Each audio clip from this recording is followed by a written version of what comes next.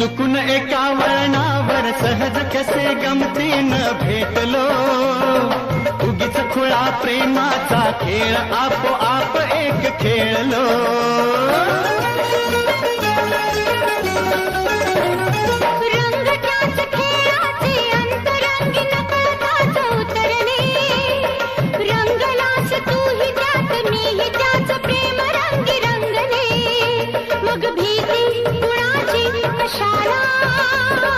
भीती कुणाची कशाला, भीती कुणाची कशाला, अगं भीती कुणाची कशाला.